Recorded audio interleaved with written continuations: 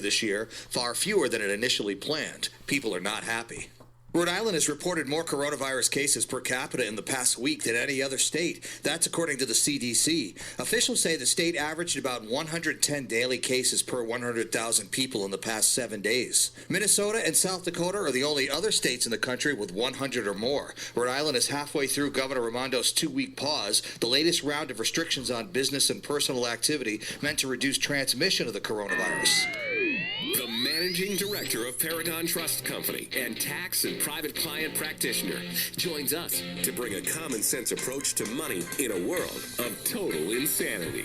Let's welcome Tony D'Angelo. All right, every Tuesday we sit down and chat with the one and only Tony D, and we always appreciate his due diligence and efforts and always bringing something new to the table. Tony, good morning. How are you? Good morning, and proud to be among everyone. Thank you, as always. I want to just give you another chance to put an exclamation point on conspiracy theories, etc., as it pertains to JFK. Well, and thanks. I mean, this can go on for days and days and days and days, and probably will at some point. But when we think of the whole concept of fake news, Lee Elci, and we think about, what we're hearing in the news as opposed to what may have really happened, it dawned on me the other day that there were 103 people that were somehow connected with the events in November 22nd, 1963, that were dead within 3 years. The actuarial odds of this, an actuary actually figured it out, were 100 trillion to 1. Wow. Yeah, and it's absolutely unbelievable. One young lady, Karen Koopsinet, who was a daughter of a columnist, Herb Koopsinet, out of Chicago, was heard a couple of days before yelling into a payphone, "They're going to kill the president, they're going to kill the president." She was murdered on November 28th. Her father denied it, perhaps fear of his own life. We don't know, but seems a little odd. Jack Ruby, who murdered Lee Oswald coming out of the book depository, died on the way to his trial. For the fans out, and I know we got a few of them who are game show fans, Dorothy Kilgallen on What's My Line, she was a columnist for the New York Journal American, and her friend Margaret Smith. Now, Dorothy was had written in her column, "I'm going to blow the lid off this thing," and was found dead in her bed of barbiturate poisoning. People that knew her said, "I had no idea she was the happiest person in the world." And one odd thing, believe me, you can go down all 103, but a very young Poppy Bush, George H.W., is, and there's a picture of him seen standing outside the Texas Book Depository, almost an adolescent-looking George Bush on November 22nd, 1963. He was employed by the CIA. What was he doing there? I don't know. It's like if the question pops in your head if a fire was taking place and Manny the Torch walked by and started toasting marshmallows, you'd have a few questions. So it's just this whole concept is something is not anything new, which kind of put something in my craw about last week. We had gone a couple weeks back talking about the malfeasant and bankrupt and poorly run state unemployment fund, which all of us are going to have to reach in and, bail out, whatever you want to call it, no dollars in, tons of dollars out. Our governor came out and said, well, I'm doing this wonderful thing, and we're going to have these benefits, and I'm feeding families and all of that. And all of the news sources I read, some of which I like to tab Connecticut Fake News, came and said, well, this is a wonderful thing, and there's sound bites and all this other stuff. You know where that money is coming from? Take a wild guess. It's coming from something known as the Lost Wages Supplemental Payment Assistance Guidelines, signed by evil, awful, terrible Donald J. Trump on August 8, 2020. There is no mention of Donald Trump whatsoever. I mean, love him, hate him, whatever the thing is, it's Trump's doing. It's like me taking the credit for putting on my windshield wipers in a rainstorm, saving my car from accident. I mean, no, I don't deserve the thanks. Toyota Motor Company deserves the thanks. So people question everything. Yeah, no, well, I don't even have any words for that. I don't. I mean, well, go ahead, continue. Well, yeah, I mean, it's this whole spin cycle, which when we talk about, the ingenue nonprofits telling us that we're evil people living in these single-family homes that we busted our heads open to pay and maintain and cut the lawn and shovel the snow and everything else. I'd like to revisit briefly the Connecticut School Finance Project. Again, the author of this thing that we're seeing, and I want to read, and we talked about them a little bit last week. Again, this is, the whole Connecticut fake news spin cycle. The 23-page report, we're really concerned about. This is something that's there.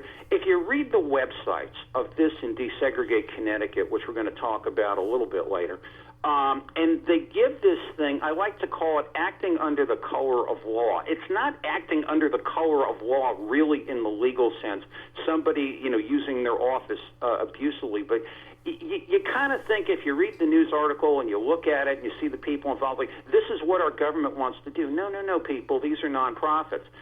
The Form 990 statement of the nonpartisan Connecticut School Finance Project, you can get this right on the website.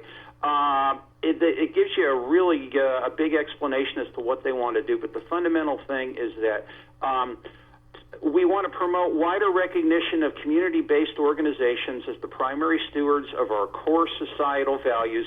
The ultimate intention of our work, this is where you got to start drawing underlines, is to create a more just and democratic society. You know where a more just and democratic society comes from? The Book of Saul Alinsky. And some of the contributors to the master funding, and that's TSNE, who's the master funder of the Connecticut School Finance Project, the Ben and Jerry's Foundation, the Cliff Bar Family Foundation. This is the nutty guy that comes on the business news and tells us we're not paying enough taxes. The Goldman Sachs Philanthropy Fund, Goldman Sachs, they're the ones that are running to Florida because they don't want to pay New York taxes, but yes, they can't wait for a Biden presidency so they can manage all the pension money of the unions. The Pritzker Family Foundation, Governor Pritzker in Chicago. I could spend days on this stuff.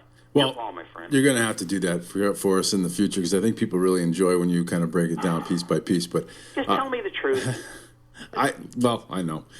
So I wanted to ask you. I don't know if this is where you wanted to go next, but you sent me a video yesterday of a struggling restaurateur, and again, I think a lot of people may have saw it. It's on Fox News, but I kind of opened the show with the thought about how people are struggling. We don't know what the hell we're doing in a general sense as far as putting this COVID thing to bed. And I know there's a vaccine coming, et cetera. But closing everything down. You see this. You're dealing with people with money every single day. How much damage has this done?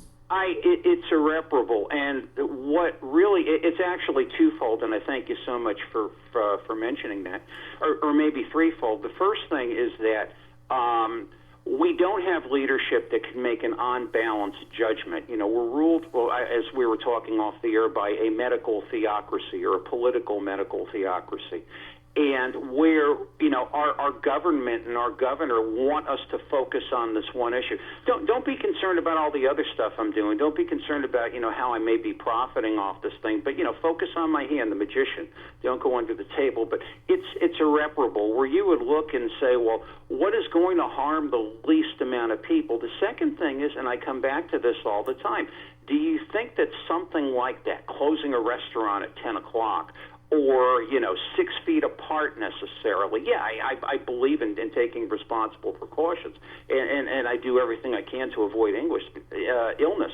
But you think this comes out of the mind of a politician, or of a Ned Lamont, or an Andrew Cuomo? No. These are professionals. This is Boston Consulting Group, and really a really funny aside that I saw. Boston Consulting Group had a quote-unquote, whatever you want to call it, a support tent in Fulton County, Georgia, at the voting. This is kind of like Manny the Torch and the Marshmallows, and what is George Bush doing outside the Texas Book Depository? What do they have to do with anything? Do I have any direct correlation? No, but it makes you think. And it's like, yeah, we're under, government by consulting firm. And the other thing is that if we keep, if those who are, quote unquote, wearing the government uniform aren't calling people to task and say, hey, what is this? What is this company running and doing? And what is the logic of this poor girl who can't, even cater the movie thing. Right. And basically, it's because of the fact of one has a lobby and a corporate client, and the other doesn't. I can go on for days. So, in your mind, I mean, this is the way I've always felt, and I always felt like it was a personal choice. You have you're a free person. You're a free will. You do what you want. And this is sort of the society that we've built up to a certain point. You can do what you want, I guess. But if I want to go into a restaurant and it's risk versus reward. If I want to go into that restaurant, I risk my safety going into that restaurant. Isn't that my decision? I feel as though, yes, it certainly is. There's a certain amount. I guess in the beginning they tried to sort of shut everything down. But I've always said, if there's one person that's still infected, that's how it all began anyway. We can recycle this over and over again until there's actually, quote unquote, a vaccine. So if I want to go into a restaurant or go to a show or go to a game, that's my choice, right? I'm not hurting anyone else. It's me that I'm putting at risk. If you want to wear a mask, they're saying, okay, well, you don't have to go to the game. I am.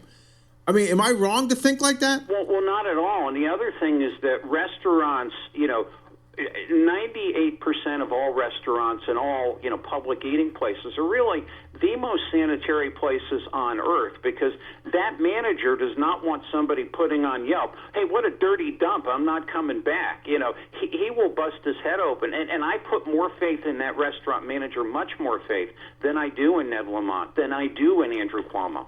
Bro, again, I totally get it. I totally get what you're saying, 1,000%. I just think over and over again they have sort of, put us in this little bubble, and they've tried to direct us in all these different directions, and everybody's so afraid of all of this. And listen, it's a serious thing. It's a serious illness. People are dying. There's no question about that.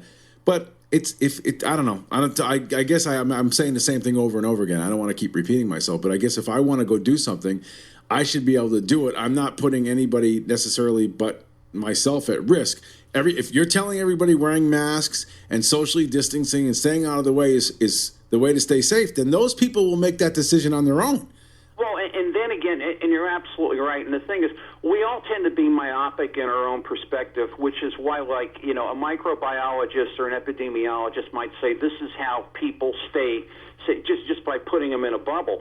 An economist might say, no, that the damage is much greater by doing that. I might lean more towards the economist, but there's such things as balanced solutions. I was saying yesterday, risk assessment-based solutions. Our political people are either incapable of handling that, or it's like the movie Body Heat.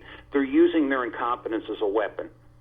All right, Tony. Listen, I always look forward to what you got to say. We got to run, but I appreciate it. The opportunity. Well, have a great day, everybody. All right, pal. You too. I'll talk to you next week. Now. The one and only.